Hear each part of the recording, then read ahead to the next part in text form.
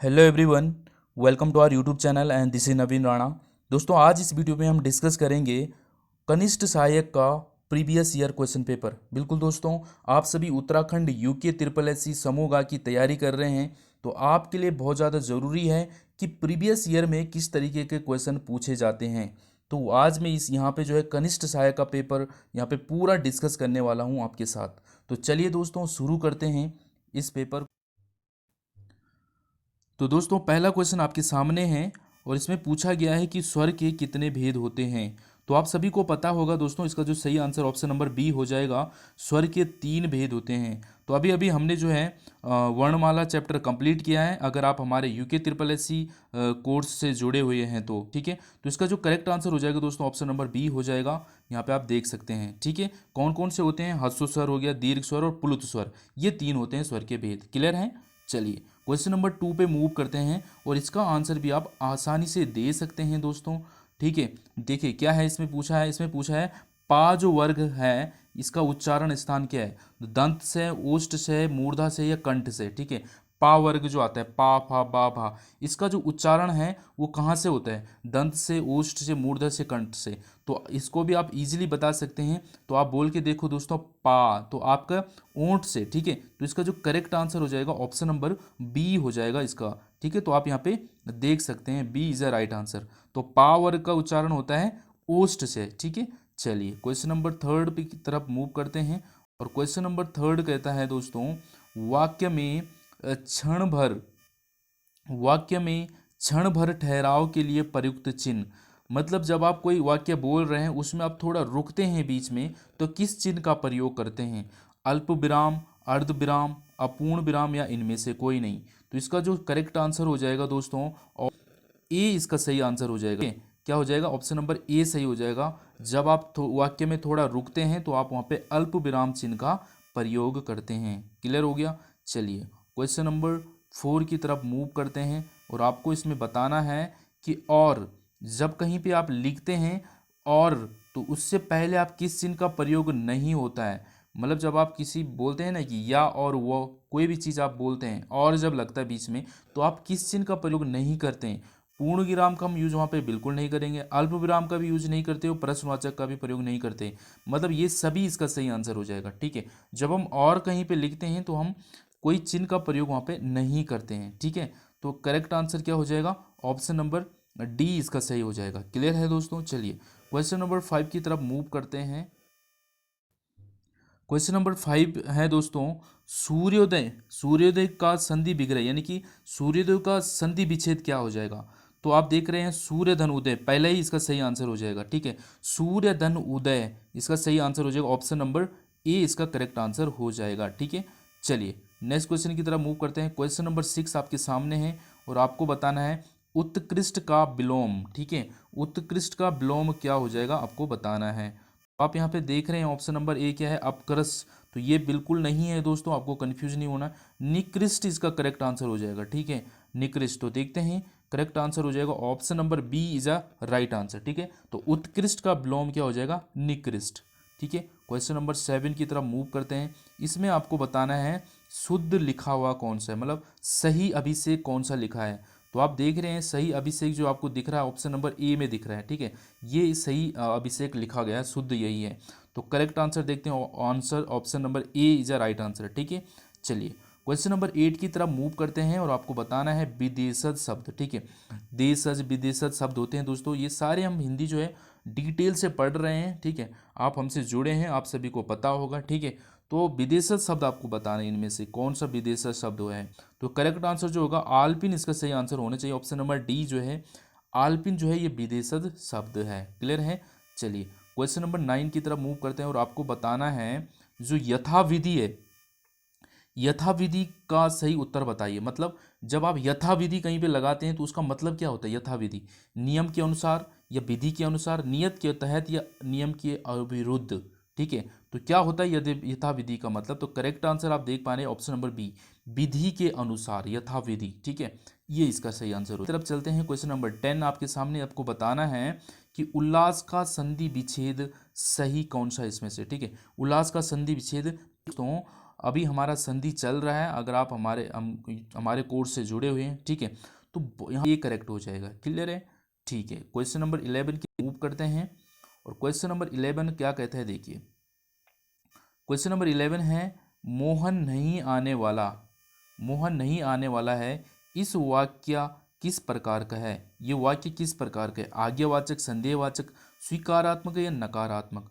दोस्तों आप बिल्कुल भी परेशान नहीं हुए, अगर आपको ये नहीं पता है, ठीक है, फिर भी आप इस वीडियो को एंड तक जरूर देखिए, इस पेपर को पूरा देखिए कि किस तरीके के क्वेश्चन पूछे गए, आपको आ रहे हैं या नहीं आ रहे हैं, आपको उससे मैटर नहीं, बट आपको क्वेश्चन को देखना है कैसे कैसे क्वेश्चन पूछे गए हैं, ठीक है। क्योंकि अभी आप हमारा कोर्स चल रहा है, आप उससे जुड़े हैं, तो आप तैयारी कर रहे हैं, आप बिगिनर्स हैं, ठीक है। तो आप देखिए, अगर आप पहले से तैयारी कर रहे हैं तो आप देखिए आप इसका आंसर क्या दे रहे हैं, ठीक है। आपको इसका आंसर क्या लगता है, आप फिर देखिए इसको।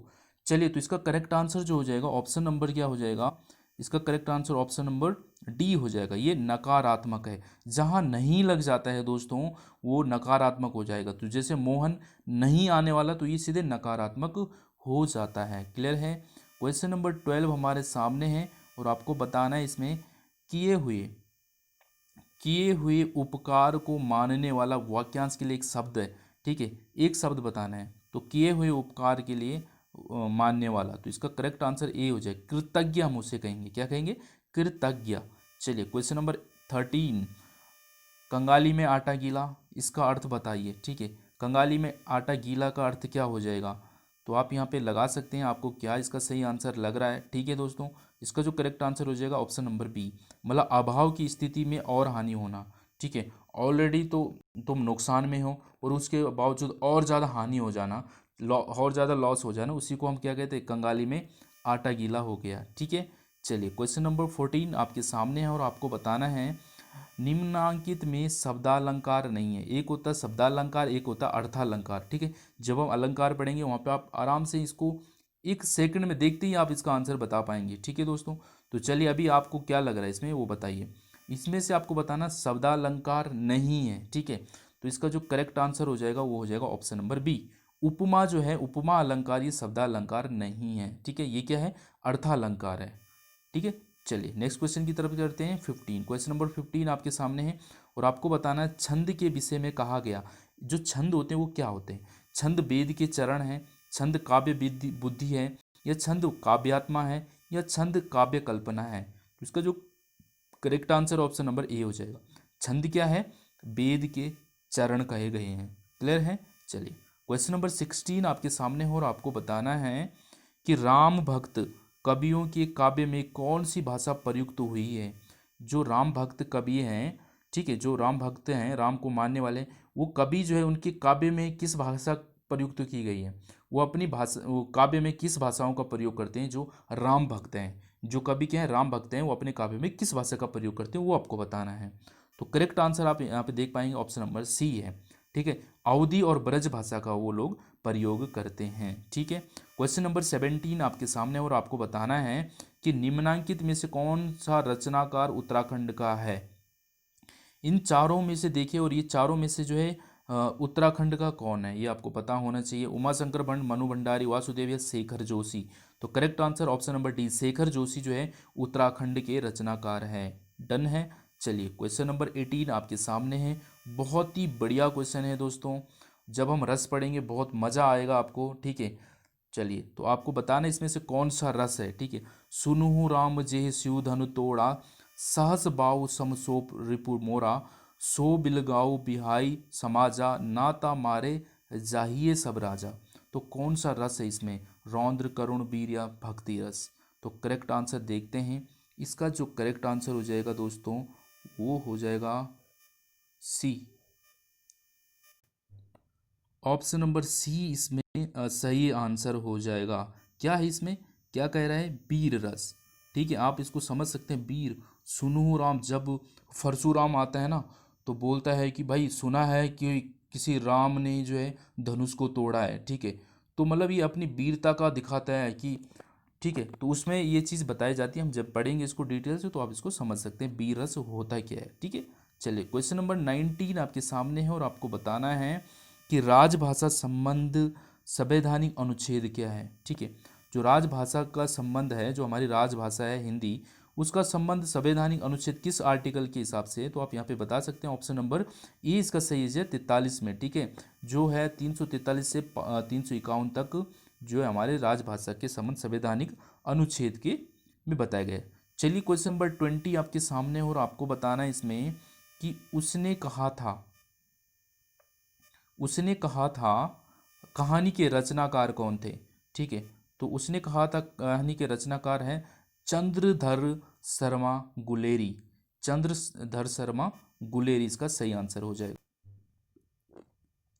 नेक्स्ट क्वेश्चन है, भारत हिंदी कंप्लीट हो गई। हिंदी के 20 क्वेश्चन आते हैं, आप सभी जानते होंगे दोस्तों, ठीक है। क्वेश्चन नंबर 21 आपके सामने, भारत में किस विश्वविद्यालय को हरित क्रांति का अग्रदूत माना जाता है। हरित क्रांति का अग्रदूत कौन से विश्वविद्यालय को, ठीक है। तो इसका जो करेक्ट आंसर आप देख पा रहे हैं ऑप्शन नंबर बी इसका राइट आंसर होगा, गोविंद बल्लभ पंत कृषि प्रौद्योगिक विश्वविद्यालय पंतनगर। क्लियर है दोस्तों, बहुत ही अच्छा क्वेश्चन है। चलिए क्वेश्चन नंबर नेक्स्ट की तरफ मूव। नेक्स्ट क्वेश्चन है दोस्तों कि 1994 में किसे राष्ट्रीय साहसिक पुरस्कार से सम्मानित किया गया, ठीक है। तो देख पा रहे हैं आप, कुछ भी क्वेश्चन पूछे जा रहे हैं तो सारी चीज़ें हमें लगभग पढ़नी है, सब पता होनी चाहिए, ठीक है। तो इसका जो correct answer option number C हो जाएगा, चंद्रप्रभा एतवाल, ठीक है, राष्ट्रीय साहसिक पुरस्कार से सम्मानित किया गया। नेक्स्ट क्वेश्चन की तरफ मूव करते हैं, भारत के प्रधानमंत्री के सुरक्षा सलाहकार कौन है, ठीक है। तो आपको ये बताना है इसका जो सही आंसर क्या होगा। तो इसका जो करेक्ट आंसर हो जाएगा ऑप्शन नंबर सी हो जाएगा, अजीत डोभाल, ठीक है दोस्तों। चलिए नेक्स्ट क्वेश्चन की तरफ मूव करते हैं, भारत में चुनाव आयोग ने कब ईवीएम इलेक्ट्रॉनिक वोटिंग जो मशीन है दोस्तों उसका आरंभ कब किया, ये यहाँ पे पूछा गया, ठीक है। भारत में जो चुनाव आयोग ने जो ईवीएम मशीन होती है, जो वोटिंग मशीन होती है, उसका आरंभ कब किया। बहुत ही अच्छा क्वेश्चन है। इसका जो correct answer option number A 1999, ठीक, 1999 में जो है इसकी शुरुआत हुई है, ठीक है। चलिए क्वेश्चन नंबर 25 आपके सामने है, और बहुत ही अच्छा क्वेश्चन है और आप इसका आंसर इजीली बता सकते हैं अगर आपने ये मूवी देखी है। दंगल जो फिल्म आई थी वो किस पर आधारित थी, ठीक है। तो ये महावीर सिंह फोगाट, आपको पता होगा, आपने ये मूवी अगर देखी है तो, ठीक है। तो correct answer option number C इसका हो जाएगा। डन है। चलिए ग्रीन हाउस गैसें सम्मिलित है, ठीक है।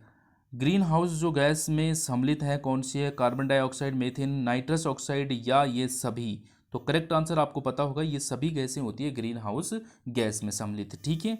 चलिए क्वेश्चन नंबर 27 आपके सामने, और आपको बताना है जो हमारी ये 2011 की जनगणना है, 2000 इसका जो नारा क्या है, जनगणना का नारा क्या है 2011 की। तो आपको पता होना चाहिए दोस्तों, अभी 2011 वाली जनगणना ही चल रही है, ठीक है। तो करेक्ट आंसर बी, हमारी जनगणना हमारा भविष्य, इसका नारा है, ठीक है। चलिए क्वेश्चन नंबर 28 आपके सामने, और बहुत ही बढ़िया क्वेश्चन है। और आपको बताने, पृथ्वी अपनी धुरी पर जो है किस दिशा में घूर्णन करती है, उत्तर से दक्षिण, पूरब से पश्चिम या पश्चिम से पूरब। तो आपको पता है दोस्तों, जो हमारी जो पृथ्वी है ना, ये जो है पश्चिम से पूरब की ओर घूर्णन कर रही है। ऑप्शन नंबर सी इसका करेक्ट आंसर हो जाएगा। क्लियर है, जो हमारी पृथ्वी ये जो है ये पश्चिम से पूरब की तरफ जो है घूर्णन कर रही है। डन है।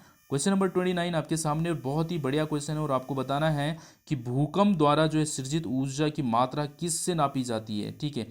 तो आपको पता होगा दोस्तों क्या, option number C, magnitude. Magnitude में मापा जाता है भूकंप की ऊर्जा को, ठीक है। क्वेश्चन नंबर नेक्स्ट आपको बताना है कि भूकंप मूल के सीधे ऊपर, जहाँ पे भूकंप आता है, भूकंप मूल के सीधे ऊपर पृथ्वी की सतह पर स्थित स्थान को क्या कहते हैं। मतलब आपको पता है भूकंप का जो केंद्र होता है वो नीचे होता है, जमीन के नीचे। तो मान लो यहाँ पे जो इसका केंद्र है भूकंप का, तो इसके जो ऊपर, जस्ट ऊपर की बात कर रहे हैं, ये हमारी जो पृथ्वी यहाँ पे हम जो हमारा चल रहे हैं हम यहाँ पे, ठीक है। तो ये पृथ्वी के जो अंदर होता है, ठीक है, जो हमारे जो धरातल है, सतह है, पृथ्वी की सतह के अंदर यहाँ पे केंद्र होता है भूकंप का। तो इसके जो जस्ट ऊपर की बात करें, ऊपर सतह की, यहाँ पे इस जगह को क्या कहते हैं, इसके जस्ट ऊपर, ठीक है, सतह को। तो यहाँ पे पूछा इस जगह को क्या कहते हैं, तो इसका जो correct answer option number B हो जाएगा, अभी अधिकेंद्र कहते हैं इसको, ठीक है। इसको क्या कहते हैं, अधिकेंद्र कहते हैं। क्वेश्चन नंबर 31 आपको बताना है दोस्तों, अगर पृथ्वी के भीतर वह बिंदु जहां भूकंप उत्पत्ति होती है, ठीक है, बस जो चीज़ अभी मैंने बताई ये हमारे पृथ्वी की सतह के अंदर की बात है, यहाँ की बात हो रही। अभी मैंने यहाँ पर अधिकेंद्र बताते जो जस्ट ऊपर है, पर ये यहाँ की बात करा जहाँ पे उत्पत्ति होती है भूकंप की। तो इसका जो करेक्ट आंसर उसको बोलेंगे दोस्तों फोकस। क्या कहेंगे, फोकस उसको कहेंगे। चलिए नेक्स्ट क्वेश्चन भूकंप से रिलेटेड देखिए। अगर उस किसी स्टूडेंट ने उस समय भूकंप को अच्छे से पढ़ा होता तो इस पेपर में देखो 5 क्वेश्चन भूकंप से आ रखे हैं डायरेक्ट साथ में, ठीक है। तो कितना अच्छे से हो गया था उनका अगर किसी ने पढ़ा होता, ठीक है। तो क्या है इसका देखिए, भूकंप में द्वारा उत्सर्जित ऊर्जा क्षमता का मापन किससे होता है, तो आपको पता है रिएक्टर पैमाना, ठीक है। ऑप्शन नंबर बी इसका राइट आंसर हो जाएगा। नेक्स्ट क्वेश्चन देखिए, भारत के मध्य से निम्नलिखित में से कौन सी रेखा गुजरती है, ठीक है।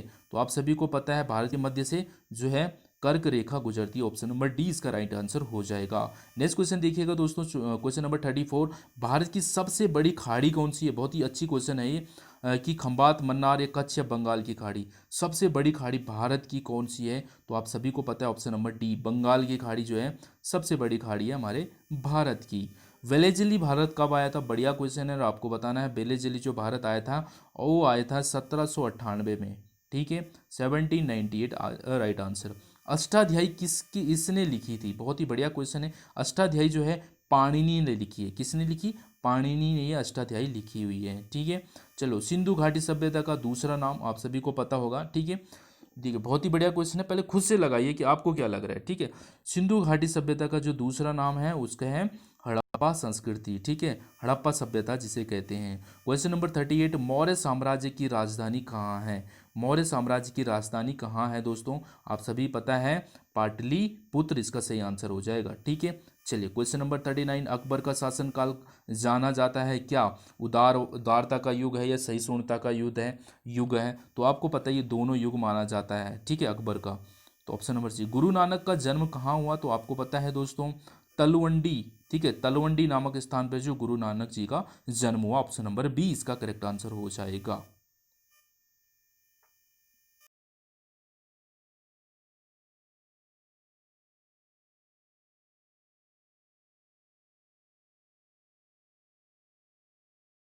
कुछ कुछ क्वेश्चन कंप्यूटर के भी पूछे जाते हैं दोस्तों, ठीक है। तो देखिए ये क्वेश्चन पूछा MS वर्ड 2007 में पेज सेटअप का उपयोग किया जाता है किसके लिए, पेज सेटअप का प्रयोग किया जाता है option number D margin set करने में, कॉलम सेट करने में, पेज का साइज सेट करने में इसका प्रयोग किया जाता है, ऑप्शन नंबर डी इसका करेक्ट आंसर हो जाएगा, ठीक है।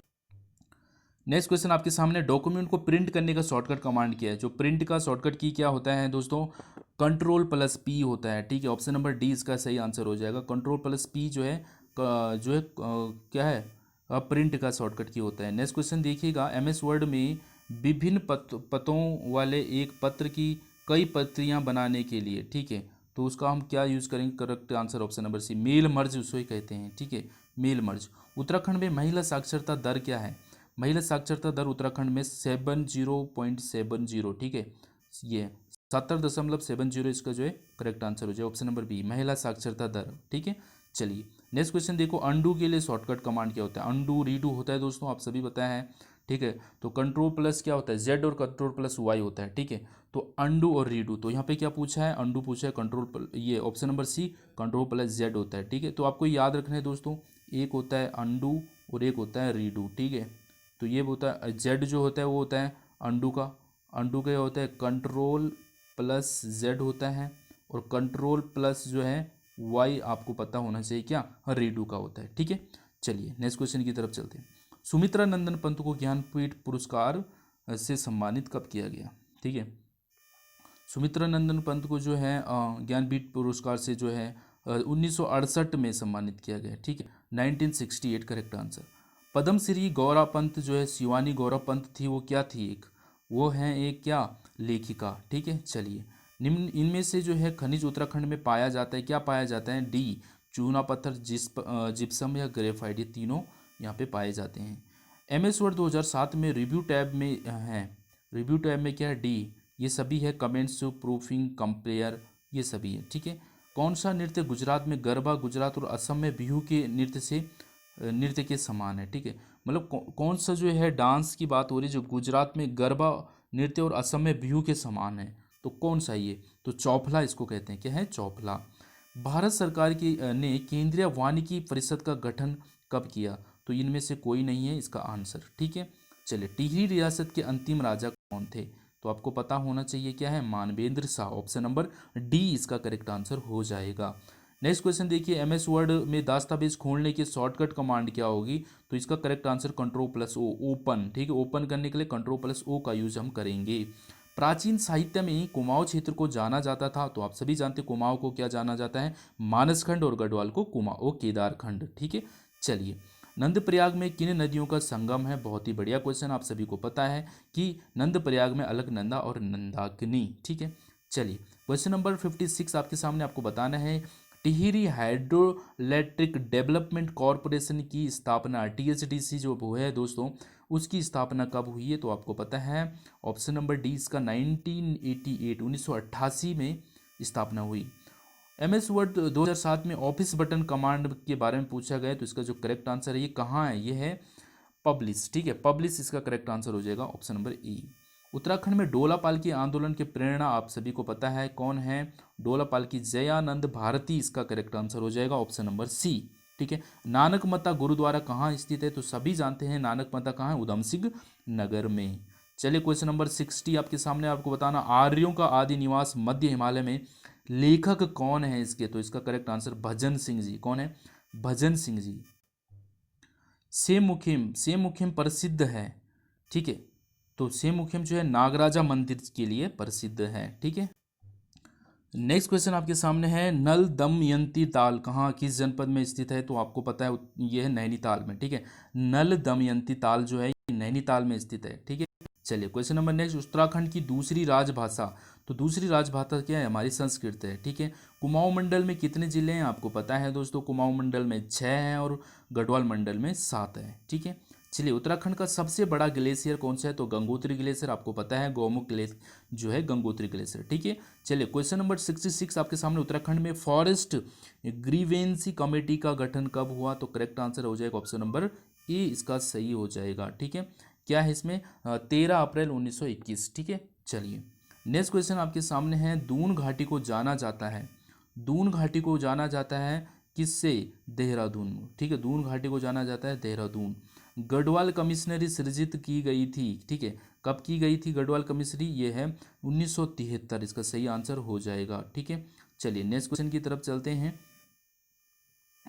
नेक्स्ट क्वेश्चन है दोस्तों, निम्नलिखित मृदा उत्तराखंड राज्य में गन्ने और धान के लिए, ठीक है, गन्ने और धान के लिए जो है उपयुक्त है कौन सी मिट्टी? तो इसका जो करेक्ट आंसर हो जाएगा दोस्तों, वो हो जाएगा हमारा ऑप्शन नंबर डी। ठीक है, तराई मिट्टी। चलिए, नेक्स्ट क्वेश्चन की तरफ चलते हैं। एमएस एक्सेल 2007 के होम टैब के अलाइनमेंट ग्रुप में कौन सा है? अलाइनमेंट ग्रुप जो होता है वो कौन सा है? तो करेक्ट आंसर जो इसका हो जाएगा ऑप्शन नंबर ए हो जाएगा, रैप टेक्स ऑप्शन। ठीक है, चलिए, भवाली सैनिटोरियम की स्थापना कब हुई? भवाली जो सैनिटोरियम है इसकी जो स्थापना हुई है वो हुई है 1912 में। ठीक है, चलिए, नेक्स्ट क्वेश्चन की तरफ चलते हैं। राज्य में सर्वप्रथम किस औषधीय पौधे की खेती की गई? तो ये है, इसका जो करेक्ट आंसर हो जाएगा ऑप्शन नंबर डी, बेलाडोना। ठीक है, बेलाडोना जो है सर्वप्रथम औषधीय पौधा था। ठीक है, चलिए, क्वेश्चन नंबर नेक्स्ट, कुल्ली बेगार आंदोलन कहाँ से शुरू हुआ? तो कुल्ली बेगार आंदोलन जो शुरू हुआ है बागेश्वर से शुरू हुआ है। मुझे एक चंद्र सिंह और मिलता तो भारत कभी का स्वतंत्र हो गया होता, किसने कहा ये? तो ये कहा है महात्मा गांधी जी ने। ठीक है, मुझे एक चंद्र सिंह और मिलता। ठीक है, चलिए, चमोली जनपद में स्कीइंग के लिए प्रसिद्ध बुग्याल कौन सा है? कहाँ पे जो स्कीइंग की जाती है? तो औली, आप सभी को पता है। ठीक है, उत्तराखंड राज्य का उच्च न्यायालय कहाँ स्थित है? नैनीताल, आप सभी को पता है। ब्रिटिशों ने गढ़वाल कुमाऊं में आधिपत्य स्थापित किया कब?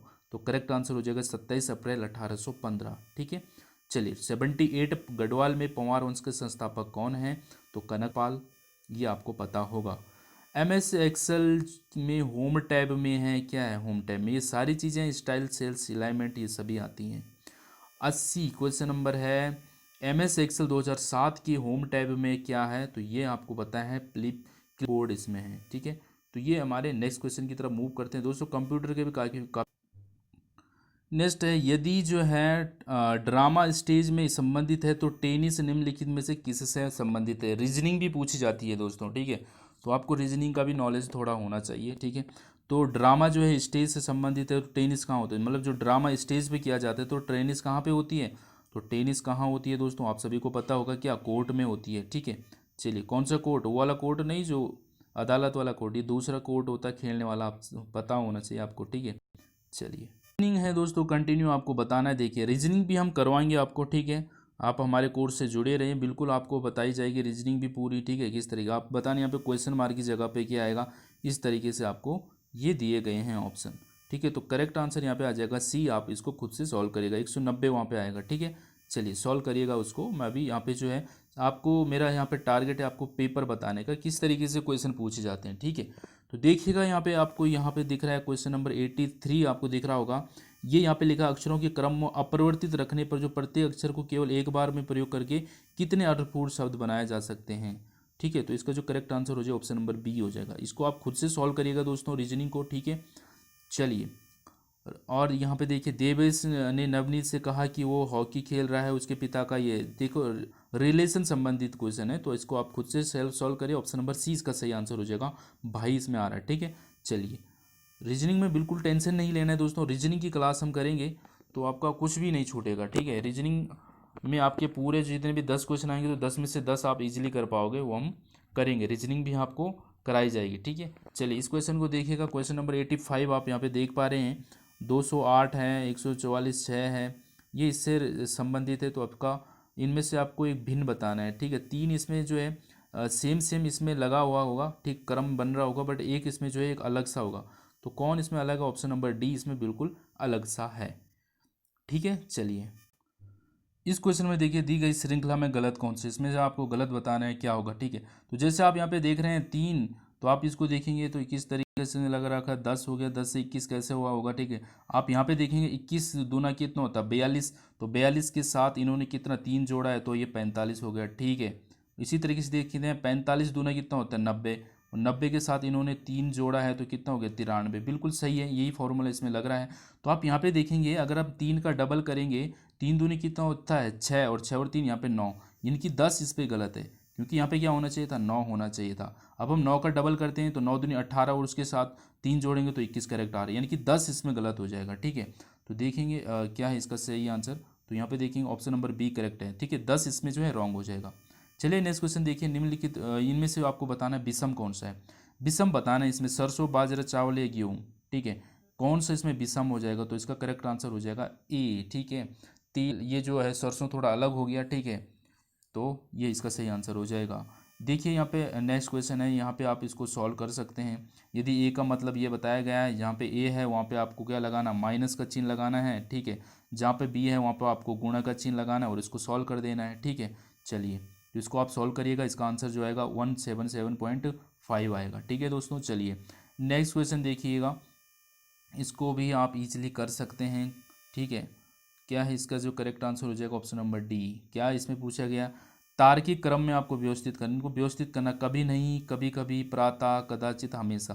तो डी इसमें बताया गया ये है, सबसे पहले 5 आएगा, 5 क्या है हमेशा, हमेशा। फिर उसके बाद बताया है तीसरा कौन सा है, हमेशा, तीसरा प्रातः, ठीक है, हमेशा प्रातः। इस तरह इनको तार्किक क्रम में व्यवस्थित किया गया है, ठीक है। चलिए विषम को चुनी, यहाँ पे बताना है आपको, इनमें से अलग कौन सा आपको लग रहा है, हकलाना, कानाफूसी, उपहास या चिल्लाना, ठीक है।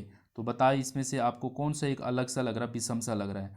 तो आप यहाँ पे देख सकते हैं, हकला रहे हैं तो मतलब खानाफूसी कर रहे हैं, चिल्लाना ये तो ये उपहास हो गया, इसमें तो भाई कुछ बोलने वाली बात ही नहीं है, ठीक है। तो ये इसमें जो है सी अलग हो जाएगा, ठीक है।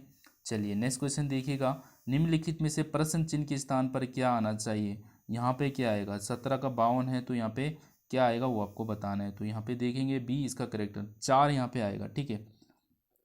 चलिए नेक्स्ट क्वेश्चन की तरफ चलते हैं, यहाँ पे देखिएगा गलत बताना है आपको, कौन सा इसमें से रॉन्ग हो जाएगा, ठीक है। तो ये यहाँ पे सीरीज चल रही है, आप इसको सॉल्व कर सकते हैं, इसका जो correct answer option number A आएगा, ठीक है। 9 इसमें गलत हो जाएगा। इसी तरीके से यहाँ पे भी देखेंगे दोस्तों, एन क्यू उसी प्रकार संबंधित जैसे एस बी है, उसी प्रकार डी आई किससे संबंधित होगा, इनमें से आपको बताना है, ठीक है। तो इसका आंसर एफ के हो जाएगा, ठीक है दोस्तों, इसको आप सॉल्व कर लीजिएगा। चलिए अब नेक्स्ट क्वेश्चन देखिए, एक एक का है, एक एक के बराबर रेशियो दे रखा है, तो 25 किसके बराबर हो जाएगा वो आपको बताना है। तो इसका जो करेक्ट आंसर 625 के बराबर हो जाएगा, ठीक है। चलिए नेक्स्ट क्वेश्चन की तरफ मूव करते हैं। फाइल को इन्होंने क्या लिखा, फाइल को ये कोड दे रखा है, ठीक है। ये फाइल को ये कोड दिया है, तो लाइव को क्या कोड हम देंगे वो इनमें से आपको सिलेक्ट करना है, ठीक है दोस्तों। तो बहुत सिंपल है, आप इनको ईजिली कर सकते हैं, कोई इसमें बड़ा लॉजिक नहीं है। ठीक है, तो सीधी सी आप यहाँ पे देखें, अगर मैं इसको बता भी दूँ आपको तो आप देखें, जैसे यहाँ एफ़ को इन्होंने क्या दे रखा है, 4 दे रखा है, तो जहाँ पे यहाँ पे एफ़ आ रहा है वहाँ पे 4, तीसरे नंबर पे 4 किस में है, तो इसमें भी है, इसमें भी है, तो ये दो तो वैसे ही कट गई। ठीक है, तो अब आप यहाँ पे देखेंगे ई लास्ट में आ रहा है, यहाँ पे ई लास्ट में आ रहा है, तो इसमें लास्ट में 4 है, तो ये आप यहाँ पे देख सकते हैं 0 है, तो यहाँ पे देखेंगे इसमें 0, तो इसमें भी 0 आनी चाहिए, तो 4 0, जिसमें इसमें भी 0 इसमें भी 0, दोनों में है। अब आप यहाँ पे देख सकते हैं इसमें क्या है, शुरू में एल है और इसमें क्या है, तीसरे नंबर एल है, तो तीसरे नंबर पे जो है इसमें 9 है, तो इसमें पहले नंबर पे 9 आना चाहिए, तो पहले नंबर पे 9 किस में है, इन दोनों में से, तो ऑप्शन नंबर डी इसका सही आंसर हो जाएगा। समझ रहे हैं, इस तरीके से आप इनको कर सकते हैं, ये रीजनिंग कोई दिक्कत वाली बात नहीं है। ठीक है, देखिएगा नेक्स्ट क्वेश्चन क्या है। नेक्स्ट क्वेश्चन कह रहा है प्रेम घृणा है तो मित्र का क्या होगा।